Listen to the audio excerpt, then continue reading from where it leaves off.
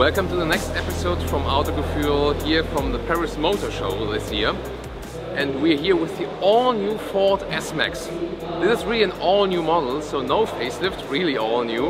You have to say it because a lot of manufacturers say, oh, it's a new car, Y, and also a facelift, but this one is really all new. And well, from the exterior, there hasn't been so much changes. The biggest changes is in the front here. We got this new Ford style, Ford Corporation style front grille here now, which of course reminds us at Aston Martin, and well, it does look pretty. It's just great, I think. And still, we got the same shape of the S-Max it has before. It's not that typical van shape. Maybe you can compare the Galaxy to it, because the S-Max, that's also the comparison to the Galaxy, the S-Max also has some of sedan shapes here, and that makes it also maybe more likable than the Galaxy. The Galaxy has a little bit more space, but still this one offers space up to 7 people inside. And well, the headlights of course changed, and also the rear taillights, but then the real big changes are rather in the interior and also technology wise, and that is very interesting what Ford has done there. What is very interesting here from the side profile, I've already told you, it got some of these sedan looks, for example the falling roofline in the rear and also the rather long front, and that is also one buying argument.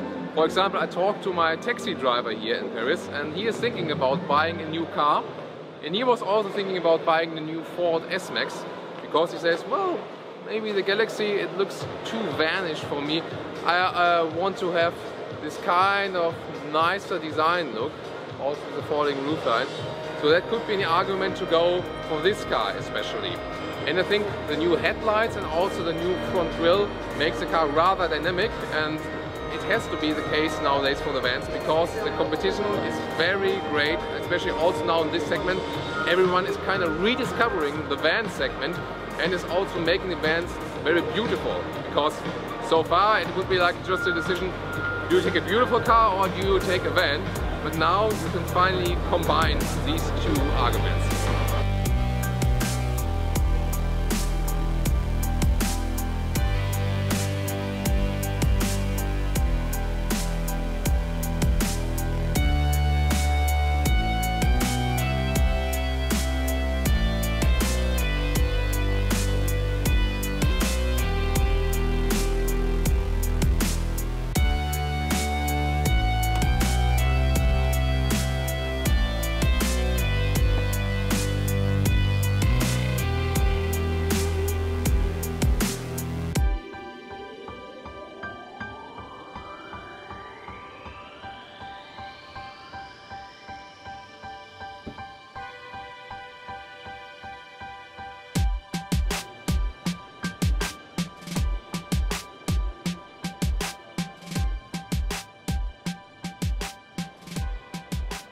My first impression here from the interior, well, you also should check out the video from the Ford Edge, because this is kind of the same, I must say. Just from the basic interior impression, this will be the new Ford look from the interior, so also check in the video description to the link from the Ford Edge.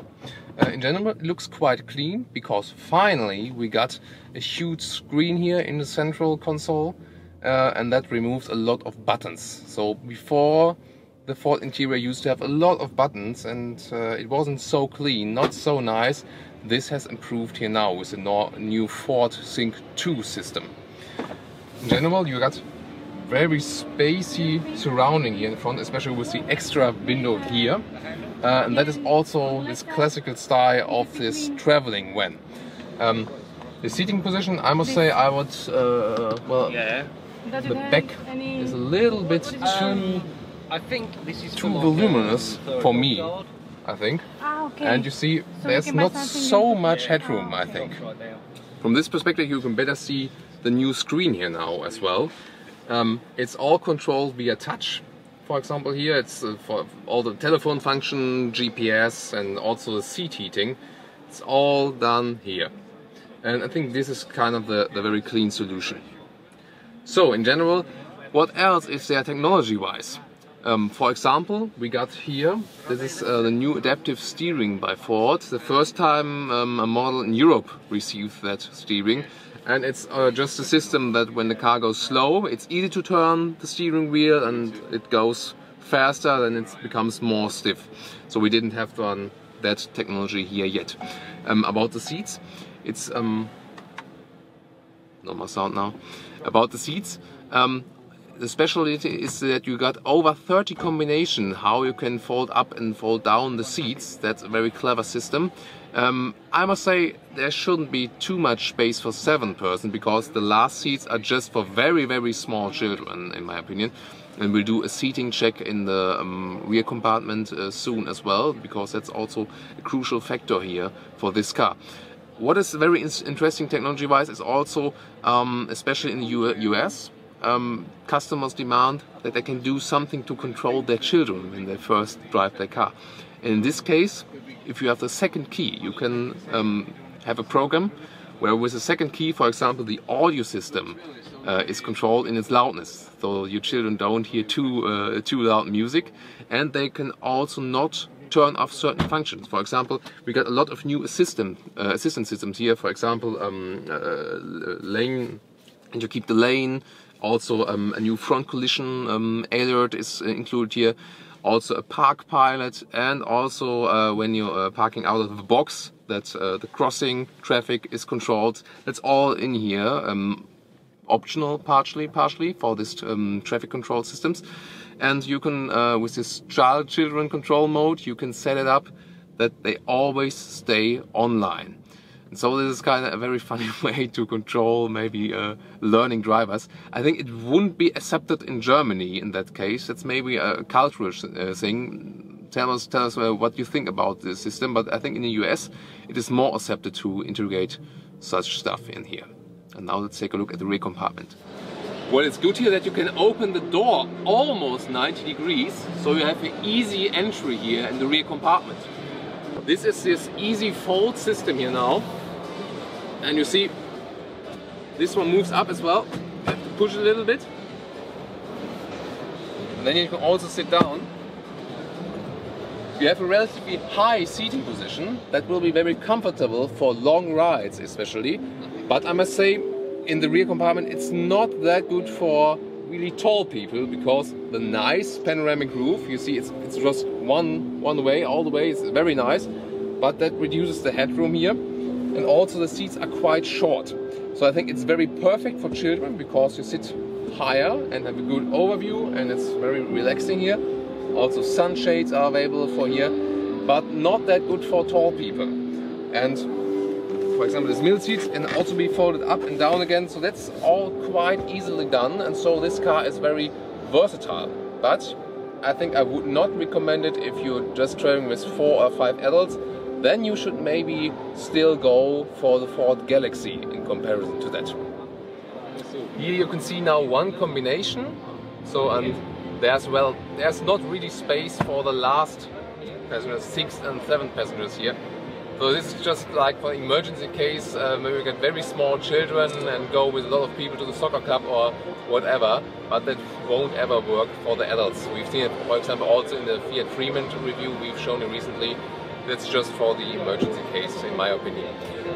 What is very interesting here as well is what they did when engineering this car, especially because of all of the surfaces. Because, you know, it's a family car, and you know, especially when you got children yourself, well, what do children do in the car?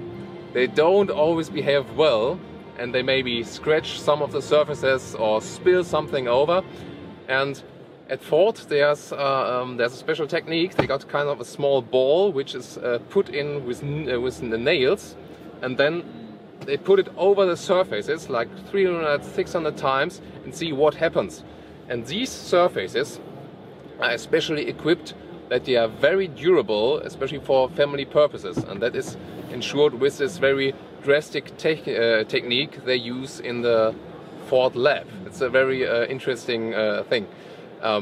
So it's kind of like a club, like a morning star. It's a very funny thing, I think. So the materials, they look very good, and I think they also make a durable impression, at least for the first impression now. I'm not so sure about the material mix, for example, always, because in the doors we got a mix of hard plastic, then some matte black artificial leather, and then some rather shiny ones. I'm not too sure about that one yet, but what I think is very good is that you got this bright ceiling here, and that makes a very spacious feeling here. So what is your first impression here of the all-new Ford S-Max? I'm looking forward to your comments about this car, and I thank you very much for watching that one, and we continue here on the motor show, so keep tuned for some more videos.